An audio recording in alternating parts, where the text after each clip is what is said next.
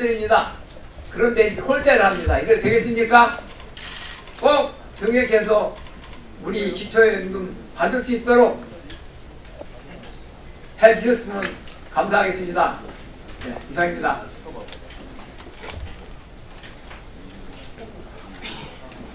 전남 곡성에서 쌀 농사 짓고 있는 박은두입니다. 지금 쌀 한 공기 가격이 밥 한 공기 쌀 가격이 240원입니다. 근데 정부는 이것도 비싸다고 부곡을 공매를 해서 쌀값을 낮추려고 하고 있습니다. 민주당은 5년 전인 2013년도에 쌀 목표 가격을 21만 7천 원으로 법률 개정안을 제출한 바가 있습니다. 근데 5년 후 올해 19만 6천 원으로 쌀 목표 가격을 후퇴시키고 있습니다. 물가는 매년 3%씩 올라가고 누적 물가 5% 이상 올랐음에도 불구하고 오히려 쌀 목표 가격을 후퇴시키는 이러한 작태들이 정말 농민들을 위한 정부인지 궁금하지 않을 수 없습니다. 그래서 저희들은 최소한 밥 한 공기 쌀값 300원 정도는 되어야만이 농민들이 쌀 한 가마 생산하는 데 들어가는 생산비 23만 원을 맞출 수 있겠다. 그래서 한 가마에 24만 원은 돼야 된다고 하는 주장을 하고 있습니다. 밥 한 공기 쌀값 300원 결코 우리 소비자 가게에 부담되지 않는 가격입니다. 목표 고정 직불금을 현재 100만 원에서 200만 원 올리면 이러한 농민들의 요구 충분히 달성할 수 있고 8천억 원의 이 고정 직불금 2배로 올리면 24만 원 만들어낼 수 있습니다. 정부의 적극적인 이 농민들의 요구에 답을 해줄 것을 부탁드리겠습니다. 이상입니다.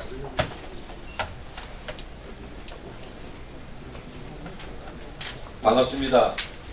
저는 문재인 정부가 들어서면서 장애등급제 폐지를 국민명령 제1호로 말을 했습니다. 실질적으로 내년 7월부터 장애등급제가 단계적으로 폐지된다고 합니다. 하지만 예산 반영 없는 단계적 폐지는 저희는 사기 행각이라고 주장하면서 지금 국회 앞에서 천막을 치고 농성을 하고 있습니다. 뿐만 아니라 활동보조가 필요한 장애인은 필요한 만큼 받을 수 있어야 합니다. 실질적으로 문재인 대통령도 활동보조가 필요한 장애인에게 24시간 지원을 하겠다고 했습니다. 하지만 24시간 지원되지 않고 있고 내년도 예산과 더불어서도 실질적으로 활동지원사나 이용장애인이나 승객기관에서도 만족할 수 없을 정도로 낮은 예산을 반영을 하고 있습니다. 따라서 우리는 활동보조가 필요한 장애인이 필요한 만큼 받을 수 있도록 그에 따른 예산이 반영이 되어야 되고 실질적인 장애등급제가 진짜 폐지될 수 있도록 예산 반영을 촉구하는 바입니다. 이상입니다.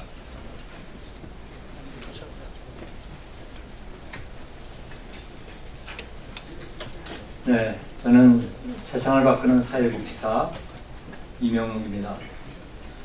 제가 오늘 얘기하는 것은 정의당과 함께 어린이 무상의료를 얘기를 합니다. 지금 우리나라에서는 무상보육 실시되고 있죠. 무상급식 실시되고 있죠. 중학교까지 무상교육 실시되고 있죠. 고등학교까지 곧 무상교육이 될 겁니다. 보육과 급식과 교육보다 더 우선순위에 놓여질 것은 생명권이라고 생각합니다. 어린이들의 생명을 국가가 책임지고 있는지 책임지고 있지 않기 때문에 여기 계신 기자님들의 어린 자녀들은 100% 어린이 보험, 사보험을 가입하고 있을 겁니다. 국가에서 어린이 생명에 대해서 국가 책임을 이해하는 필요한 예산은 놀랍게도 100만 원 상한제를 적용했을 경우에 4,020억밖에 들지 않습니다. 100만 원 상한제는 문재인 대통령이 지난 대선 그리고 지지난 대선에서도 공약을 했던 바입니다. 100만 원 상한제를 우선 18세 미만 어린이에게 적용했을 경우에 4,020억 원이면은 어린이 무상의료가 실천이 될 수 있습니다. 또 하나 전 국민에 대해서 국가가 국민건강보험 재정에 책임져야 될 부분 그 부분을 놓치고 있고 안 하고 있는 부분이 2조 원에 해당이 됩니다. 그래서 저는 어린이 무상의료 이 부분에 대해서 4,020억을 이번 예산에서 집행해 줄 것을 요청을 하고 전 국민 건강보험에 대한 국가 책임 2조 원도 예산에 반영할 것을 요구를 합니다. 이상입니다.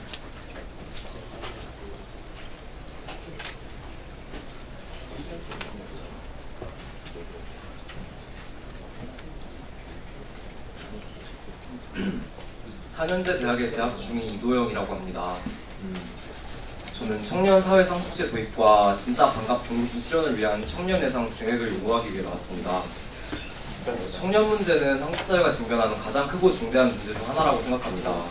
진리의 상아탑이라고 불려야 될 대학은 비싼 등록금을 학생들을 옥죄고 있고 전체 실업률보다 2배 이상 높은 청년 실업률이 문제의 심각성을 제대로 보여주고 있습니다.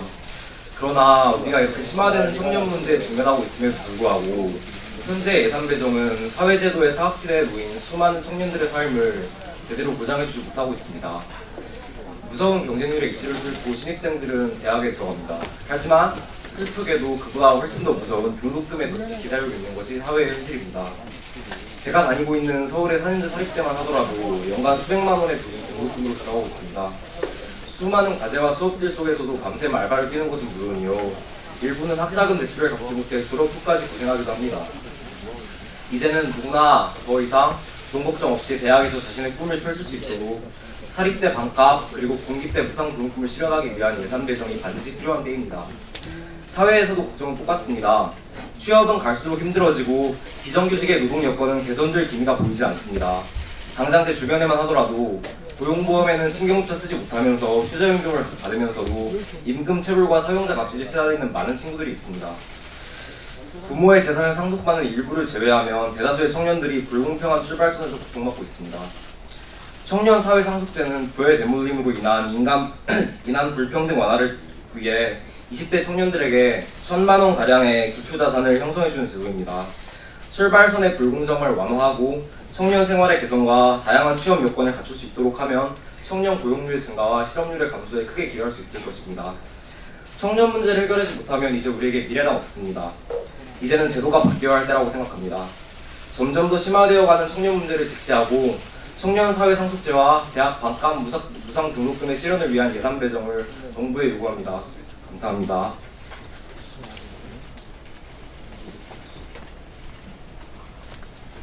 네, 안녕하세요. 저는 빈곤사회연대에서 활동하는 김은영이라고 합니다.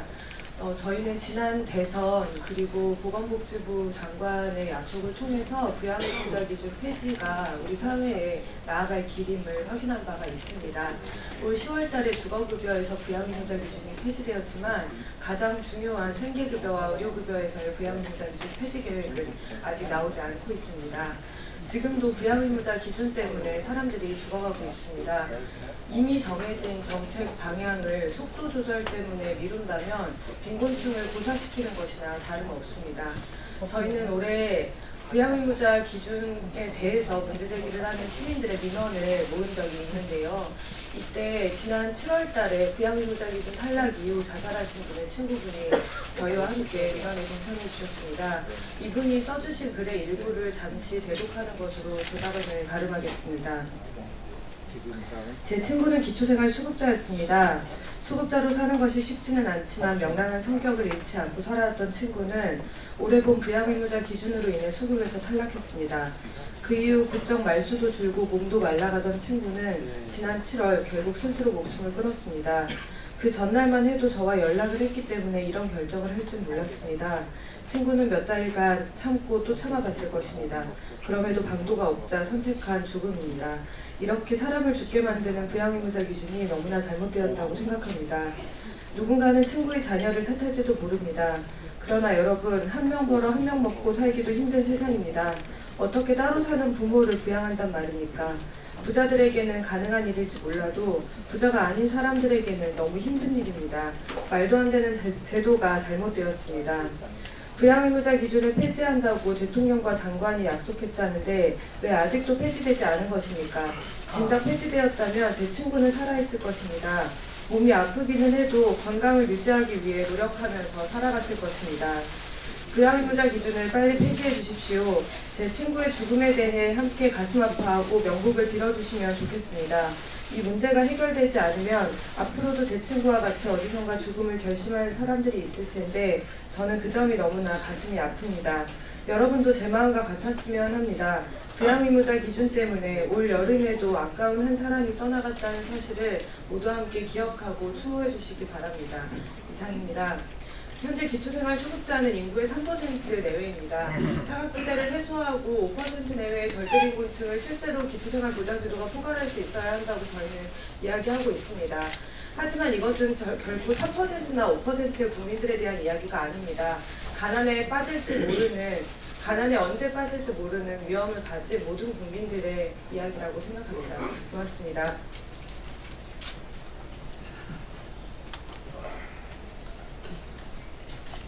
네, 김종대 의원입니다. 제가 마무리로 기자회견문을 낭독하겠습니다.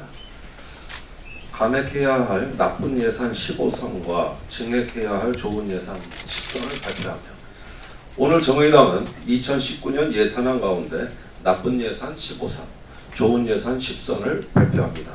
예산은 어느 누구의 독점적 소유물이 아니라 국민 모두가 함께 나누어 써야 할 소중한 공공재로서 적재적소에 사용되어야 합니다. 그동안 예산안의 심사 과정은 국민들의 지탄의 대상이었습니다. 권력의 크기에 따라 예산의 편성이 좌지우지 되었기 때문이었고 특정 지역을 위한 예산이 배분되었기 때문입니다.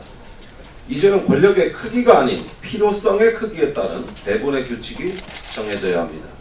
하지만 그동안 국회 예산 심의 과정은 투명하지도 않았고 정의롭지도 못했으며 공평하지도 않았습니다. 이러한 잘못된 관행을 바로잡고 예산의 효율성을 극대화하며 낭비성 예산을 줄이는 것이 국회 예산 심의의 기준이 되어야 한다는 것이 정의당의 입장입니다. 정의당은 나쁜 예산을 선정하면서 사업의 효과성, 국가적 필요성, 사업의 시급성, 낭비성, 절차의 이행 등을 판단하여 15개 사업을 선정하였습니다. 사업의 효과성이 의심스러운 사업을 우선 선정했습니다. 청년들의 어촌 정착을 지원하는 사업에서는 대상자 지원 기준을 귀어언이 아닌 어비너 그리고 맨손어업이라는 신고제로 바꿔 사업의 효과가 의심스럽습니다. 노사평화와 아무런 상관이 없는 대구시에 노사평화 전당을 설립하면서 전태일 열사 기념관까지 언급하는 고용노동부의 합리적 노사관계 지원 사업도 해당됩니다. 절차 미이행 사업으로 혁신 성장 선도 사업이라는 이름에 포함된 36개 신규 R&D 사업도 해당됩니다. 해당 사업들은 국가과학기술자문회의 심의를 거치지 않았습니다. 심지어 일부 사업은 예비 타당성 조사에서 부족하다는 결론이 제시되기도 했습니다. 예산의 기회비용을 상실시키는 사업도 나쁜 예산으로 선정되었습니다. 2018년 예산이 한 푼도 사용되지 못한 일반국도 건설 사업에 2019년도 예산이 다시 편성된 사례와 출고 지연으로 2월액이 쌓이고 있는 전기자동차, 수소연료 전기차 보급 사업 등입니다. 계획 자체가 잘못된 사업도 있습니다. 2016년 국정농단으로 불거진 대통령 탄핵 당시 권력을 옹호하던 단체가 갑자기 자유누림, 평화누림 프로그램 운영자로 나서고 있고 임신, 중절 예방을 위해 대학생들을 서포터즈로 활용하는 캠페인을 벌이는 사업 계획도 있습니다. 이러한 사업들은 해당 예산을 전액 삭감하고 재검토해야 합니다. 좋은 예산은 현재 정부 정책에 포함되어 있지는 못하지만 국민들의 보편적 복지 실현에 일조하고 삶의 질을 높이는 사업을 중심으로 10개를 선정하였습니다. 먼저 현재 줬다 뺏는 방식으로 운영되는 기초연금 제도를 개선하여 오롯이 지급하도록 할 계획입니다. 국가의 책무인 무상급 교육은 고등학교까지 시행하고 내년 하반기가 아닌 상반기부터 시행하는 것이 바람직합니다. 또한 쌀값 24만 원 보장으로 농민들의 기본적인 삶의 질을 보장하고 장애인의 자립생활을 지원하기 위한 활동보조 시간을 확대하는 것도 필요합니다. 건강보험의 재정 건전성을 훼손하고 있는 정부의 재정 지원 방식을 법적 기준치만큼 전출하는 것 역시 꼭 필요합니다. 정의당은 이번 발표를 통해 잘못된 예산 편성을 바로잡고 불필요하고 무계획적인 사업에 예산이 낭비되지 않도록 더욱 노력할 것입니다. 국가의 재정이 민주적이고 보편 타당하고 공평하게 배분되도록 하는 것이 국민의 행복을 위한 것이라는 마음으로 2019년 예산안 심의에 최선을 다할 것입니다. 감사합니다.